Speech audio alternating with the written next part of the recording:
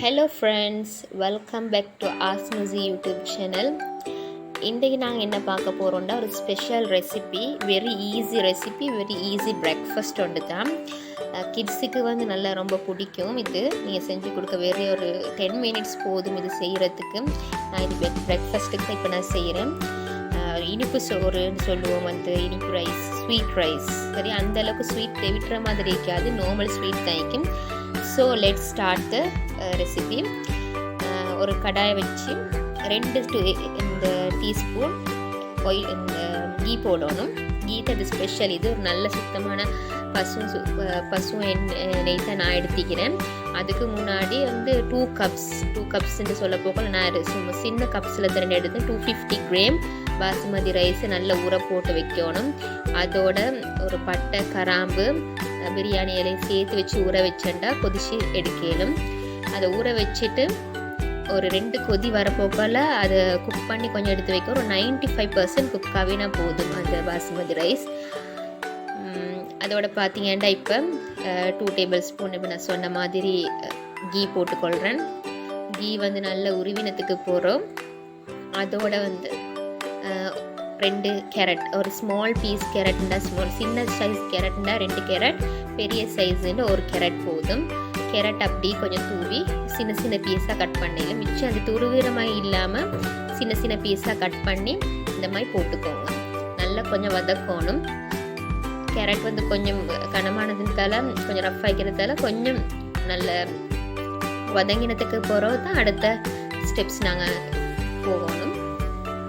இதை நீங்கள் செஞ்சு கொடுக்குறதுக்கு பெருசாக கஷ்டப்படவே தேவையில்லை. மார்னிங் பிரேக்ஃபாஸ்ட்டுக்கு வெரி ஈஸி, நல்ல கலர்ஃபுல் ஐட்டம்.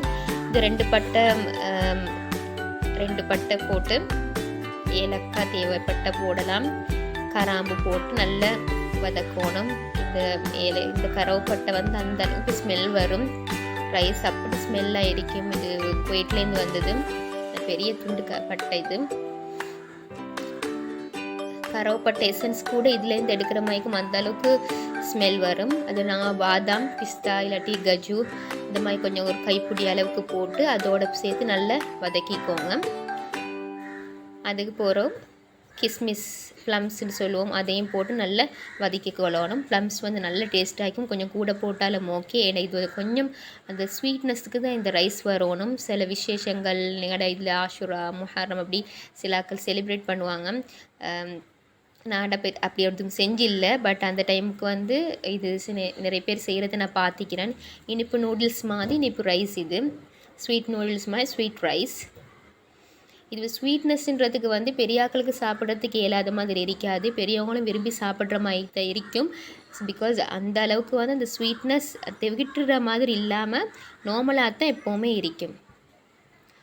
இது அப்படி வதங்கி கொண்டு வந்ததுக்கு போகிறோம். அடுத்த ஸ்டெப் வெரி ஈஸி. அடுத்த ஸ்டெப் பார்த்திங்கன்னா ஒரு 3 டேபிள் ஸ்பூன் சுகர் போட்டால் போதும். ப்ரௌன் சுகர் நல்லா. இதுக்கு நான் சுகர் மட்டும் தான் யூஸ் பண்ணணும் இல்லை, கருப்பட்டியும் நல்லா துருவி போட்டுக்கொள்ளலாம், மெல்ட் ஆக வரைக்கும் வைக்கலாம். பட் கருப்பட்டி போடுறதை விட எனக்கு சுகர் போடுற ஓகே மாதிரி பட்டது. ஐஸ்வரி நான் சுகர் போட்டேன். சுகர் இந்த மாதிரி நல்லா உருகி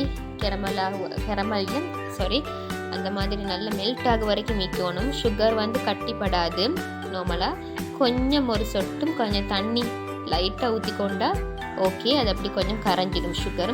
உங்களுக்கு தேவைப்பட்ட சுகர் ஒரு கப்பில் தண்ணி எடுத்து கரைச்சியும் இதில் ஊற்றிக்கொள்ளையிலும். அந்த தண்ணி மிச்சம் ஊற்றக்கூடாது. ஏன்னா நாங்கள் ஆல்ரெடி ரைஸ் குக் பண்ணிட்டோம் 90%. ஜஸ்ட் புழுங்குடுறதுக்கு மாதிரி தான் தண்ணி இந்த அளவுக்கு வைக்கணும். இந்த அளவு தண்ணி போதும். உங்களுக்கு தேவையான ஒரு 1/2 கப்புக்கு மாதிரி தண்ணி எங்களுக்கு ஓகே ஆகும்னு நினைக்கிறேன். ஒரு 3 to 4 டேபிள் ஸ்பூன் உங்களுக்கு கொஞ்சம் அதை விட கூடுதலாக இனிப்பு வேணுமெண்டா போட்டுக்கோங்க. எங்களுக்கு நார்மலாக தான் தேவைப்பட்டுச்சு. இப்போ அதில் ரைஸை கொட்டி இந்த மாதிரி நல்லா பெரட்டி விட்டு, இப்போ கொஞ்சம் தம்மில்னா அந்த தம் இல்லை பிரியாணி தம்மா இல்லை, நல்லா கொஞ்சம் லெவல் பண்ணிவிட்டு நல்லா மூடி வச்சா ஓகே ஆகும்.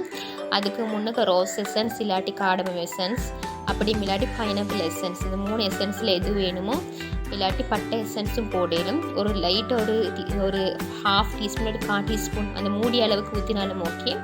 அதுக்கு போகிற எனக்கு லிக்விட் டை இருக்குது, ஏலோ ஒயிட்டிக்கும், அதை போட்டு நல்லா பெரட்டி கொள்ளையிலும். அப்படி இல்லாட்டி உங்களுக்கு குங்குமம், செஃப்ரோன் இருந்தாலும் போட்டுக்கோங்க.